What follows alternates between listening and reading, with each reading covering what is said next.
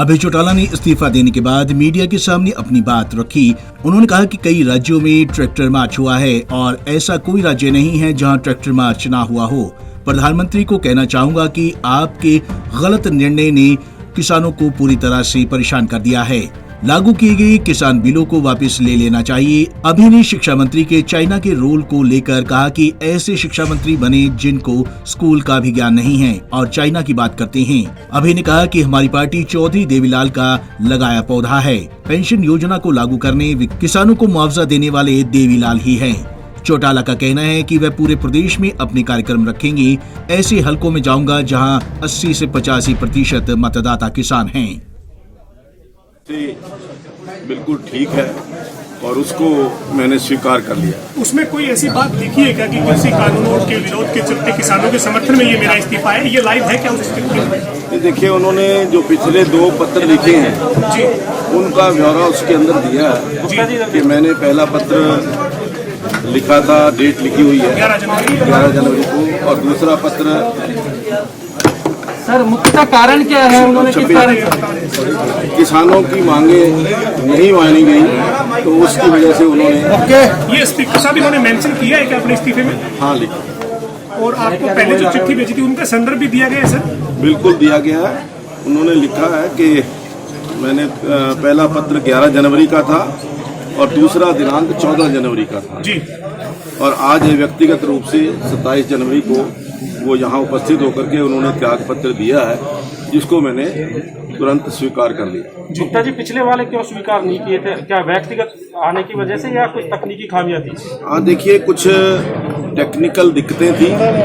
एक में जो मैं समझता हूँ कि उसी के कारण वो एक्सेप्ट नहीं हुई थी।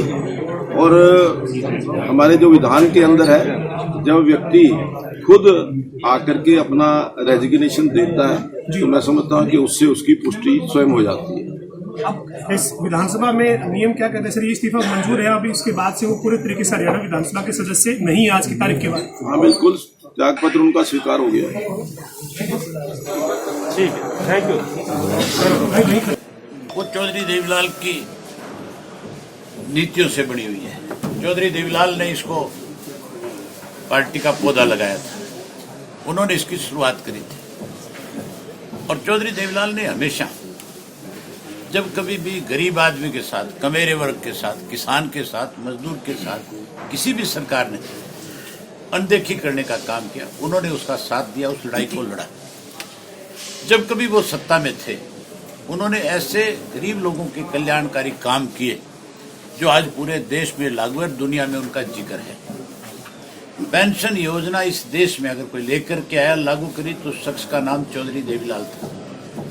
अगर किसी ने पहली दफा इस देश में किसान का कर्जा माफ किया, उस शख्स का नाम भी चौधरी देवीलाल था। अभी मैं इन सब साथियों को मैंने कहा है कि अपने आराम से ऑफिस में बैठ करके इस पर चर्चा करेंगे, कार्यक्रम जल्दी तय करके लोगों के बीच में जाएंगे। आपका पहले टारगेट सत्ताधारी विधायक मंत्री होंगे या क्या होगा? किस तरह की रणनीति है?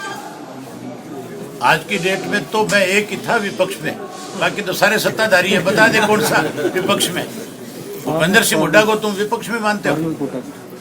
अगर विपक्ष में होता तो भूपेंद्र सिंह हुड्डा वॉकआउट करके विधानसभा से भागता नहीं। उस दिन जिस दिन कृषि बिल के ऊपर चर्चा होनी थी, धन्यवाद, उस दिन भाग के गया कि नहीं भाग के गया? इसकी अपनी पार्टी की जो इनकी स्टेट की प्रेसिडेंट है, उसने राष्ट्रीय कार्यकारिणी की मीटिंग में ये आरोप लगाया था हुड्डा पे कि कांग्रेस, ये बीजेपी का एजेंट है। ये आरोप लगा हुआ है कि नहीं लगा हुआ? ये आपके अखबारों में, रेडियो में, टीवी पे, सब चैनल पे आया हुआ है। तो फिर तुम मुझे बता तो दो कौन सा विपक्ष का है यहाँ जिसके मैं हल्के में ना जाऊं? यहाँ तो सारे सत्ता पक्ष वाले हैं। गौरतलब है कि 26 जनवरी को किसानों ने दिल्ली के लाल किले पर अपना झंडा फहरा दिया था, जिसके चलते पूरे देश में तनाव का माहौल है। ऐसे में अब देखना ये होगा कि अभय चौटाला का इस्तीफा कितना फायदेमंद साबित होता है। पंजाब केसरी टीवी चंडीगढ़ के लिए देवेंद्र रोहल की रिपोर्ट।